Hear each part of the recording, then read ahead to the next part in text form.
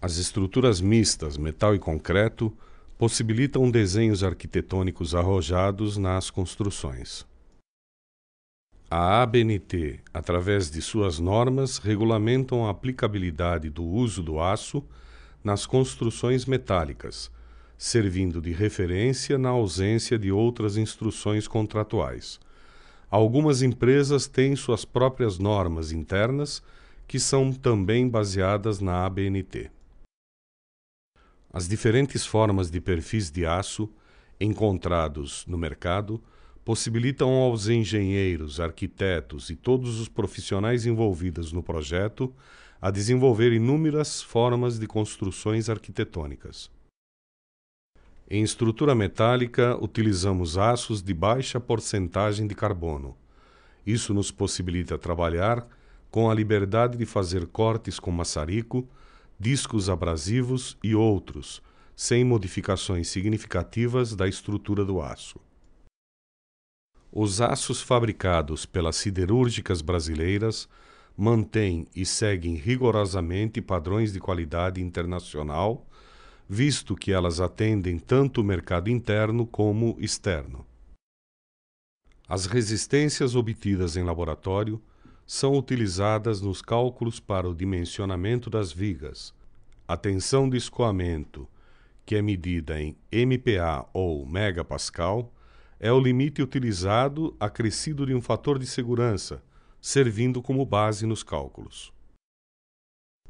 A utilização do aço nas construções é cada vez maior. Com o aumento da demanda, os custos do produto tendem a diminuir. Estas constantes reduções nos custos do aço vêm viabilizando construções que antigamente eram impossíveis. Um dos parâmetros de dimensionamento das vigas é o cálculo das deformações. Utilizamos as características físicas do aço como base nas fórmulas de cálculo. O sinal negativo entre parênteses nos desenhos das vigas de uma estrutura indicam que ela está sujeita à força de compressão. Portanto, quando a indicação for positiva, esta viga está sujeita à força de tração. Tensão é a relação entre a força e a área que é aplicada ao aço. A zona elástica caracteriza o comportamento do aço que, quando sujeito a uma tensão, deforma de maneira não permanente, ou seja, quando houver um alívio da tensão, o aço retorna ao seu estado original. Os materiais dúcteis, por exemplo, cobre, são muito maleáveis, porém menos resistentes. Eles podem sofrer grandes deformações sem sofrer rupturas. Já os materiais de alta dureza são mais frágeis, portanto são quebradizos. Ao utilizarmos a especificação de um aço, devemos saber qual é o tipo de aplicação que vamos ter para evitarmos problemas futuros com o colapso da estrutura. No regime elástico, quando aplicamos uma carga, o material absorve uma energia que chamamos de resiliência. Muitas vezes necessitamos conhecer a dureza superficial do aço, que é medida através de aparelhos em laboratório. Esse dado é utilizado posteriormente nos cálculos dos projetos. Observamos no gráfico acima uma diminuição da resistência frente às temperaturas elevadas. Isso também tem que ser levado em consideração nos cálculos estruturais. Os esforços repetitivos de cargas que provocam fadiga são mais comuns em equipamentos mecânicos, por exemplo, eixo de roda, virabrequins de motor, etc., podendo também ser verificados em estruturas metálicas.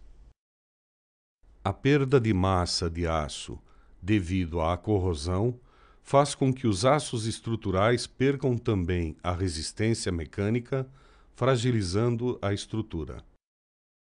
Algumas empresas desenvolveram perfis com características de resistência e designer próprios no desenvolvimento dos seus produtos, o que facilita a confecção e a montagem. Podemos citar como exemplo os fabricantes de prateleiras metálicas industriais. As chapas laminadas são fornecidas em bobinas. As empresas de distribuição desenrolam e cortam essas bobinas em chapas, variando o seu comprimento. A largura das bobinas varia de 1 metro a 1,5 metro. As mais encontradas são peças de 1 metro e 1,20 metro de largura.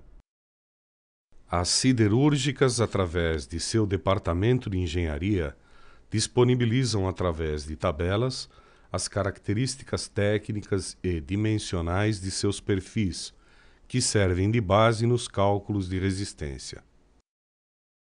Os trilhos têm grande resistência superficial, são padronizados e seguidos da sigla TR na sua designação. Os cabos de aço são muito utilizados para suportar esforços de tração em elevadores, pontes metálicas, içamento de peças, entre outras aplicações, com cargas elevadas. No mercado há uma grande variedade de perfis dobrados. Na figura acima temos o perfil U enrijecido e o perfil Z. Os perfis soldados são utilizados em construções que necessitam de vigas com resistências maiores a 10, 20 vezes ou mais do que a dos perfis normalmente encontrados no mercado.